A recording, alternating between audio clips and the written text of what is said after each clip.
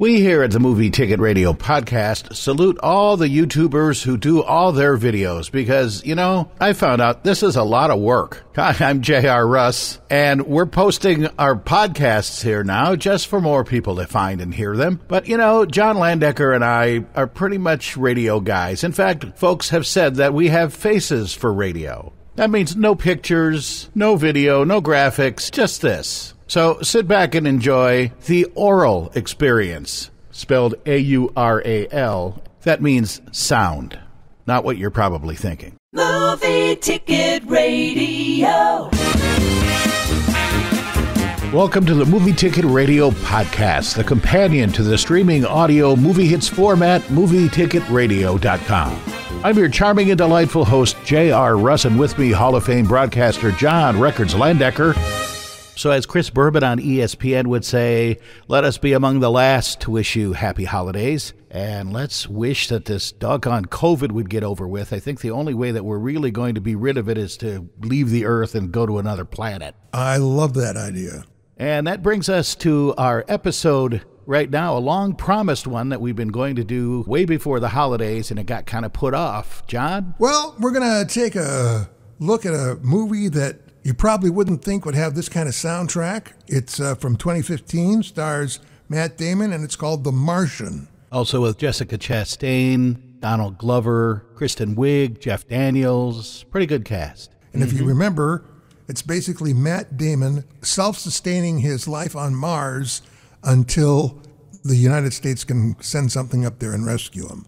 Yeah, it's apparently during the manned mission to Mars that he's presumed dead after a fierce storm left behind by his crew. They bailed out, and he couldn't get back to the ship fast enough or something, and so they left him there. I liked the movie. I thought it was really good. Yeah, thanks a lot, crew. Hey, have you ever been caught in a Martian dust storm? No. Well, then do not judge. That's true. Good point.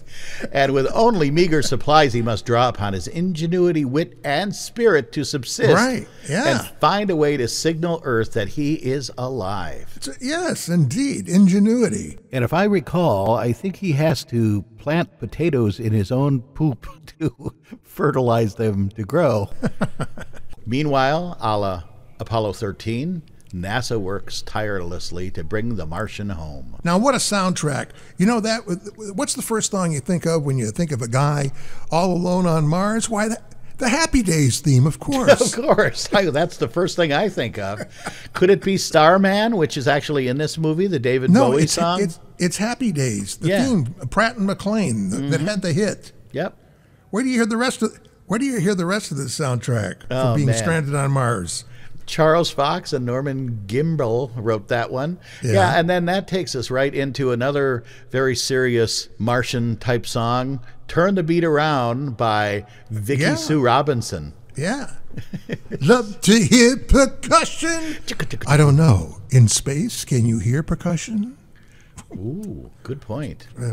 Well, I know that the temperature is quite high on Mars, which would lead us to our next song. Hot Stuff. By Donna Summer. Uh-huh. I think he had, it's kind of like Guardians of the Galaxy, where he had music with him. I'm going to have to go back and watch this again. Yeah. Because I don't remember any song from that movie, but then I wasn't focused on trying to pick any out either. Well, as we say with Movie Ticket Radio, you'll never listen to movies the same way again. So true. Yeah. So true. Hot Stuff, co-written by Pete Bellott, Keith Forsey, and one of your favorites there, John, Harold Faltermeyer. Oh, good old Harold Faltermeyer. I'm glad he's back. Mr. Axel F. Yep. And when you're on Mars and trying to get off, don't rock the boat. Well, I got to know if you got the notion. The Hughes Corporation. Yeah, written by Wally Holmes. As Waldo T. Holmes.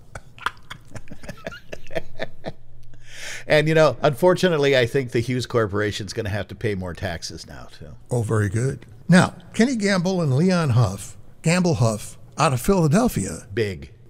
Wrote, along with Gary Gilbert, the next tune, which is Thelma Houston's Don't Leave Me This Way. Yeah, they were huge writers, especially in the 70s and 80s. Actually, this was a Motown record. And the only reason I say that is because oh gosh, this has got to be the year before COVID, or maybe 2 years before. I was taking acting lessons for about a month in Los Angeles, and I'm on the Grammy newsletter list, and they announced that Motown was going to be taping an anniversary show, and you could buy tickets.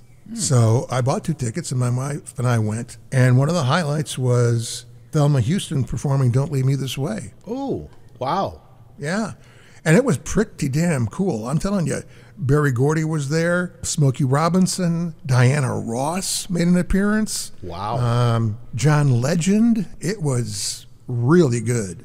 Although, I don't know if maybe people understand that when a show like that airs, what you're seeing is a edited version of what could be a very long night of shooting. And that, I'm not saying that night there was exceptionally long, but when it got to be about 11 o'clock, I'm like, okay, I've seen Smokey, I've seen Diana Ross, Had enough. Yeah, I don't know how many technical problems they're going to have. I don't know how much longer I want to stay. Right, and so there was, I suppose some hardcore people were staying, but it was time for us to leave. Yeah, especially if you're waiting for like a particular act or the finale or whatever. But they warn you at the beginning, before they start taping, that this probably is going to happen multiple times.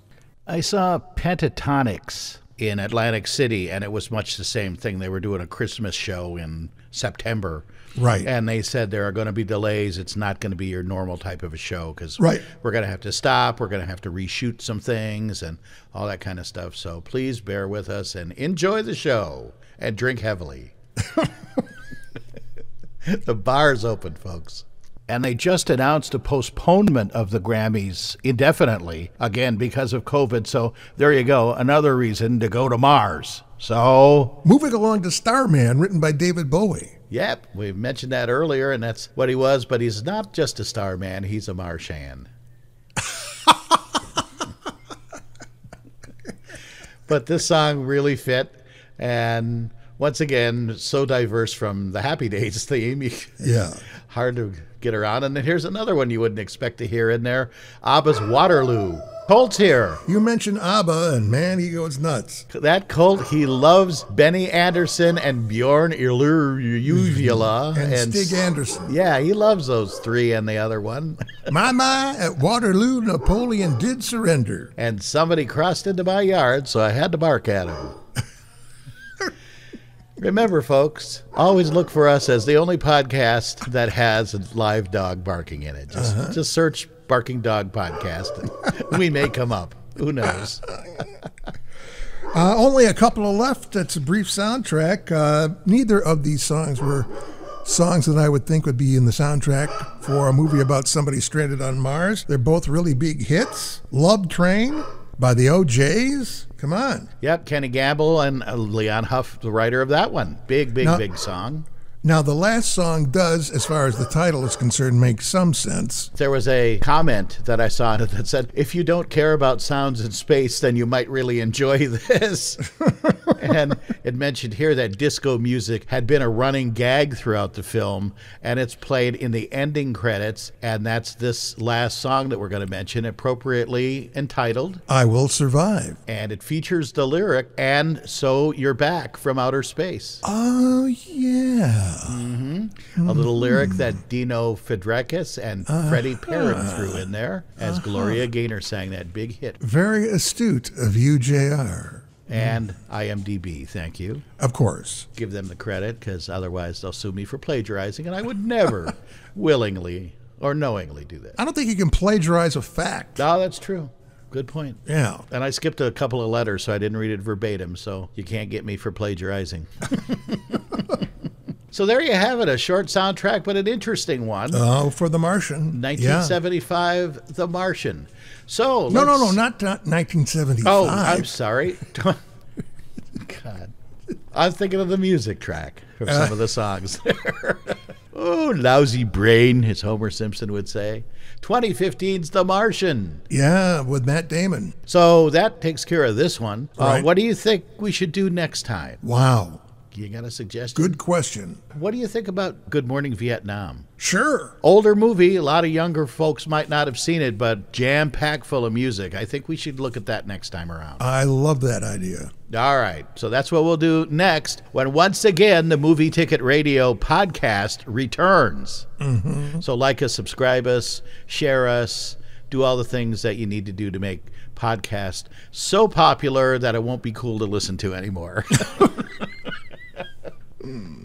I'm J.R. Russ. I'm John Landecker. And Colt the dog. Yes. Bye. Bye-bye. Movie Ticket Radio.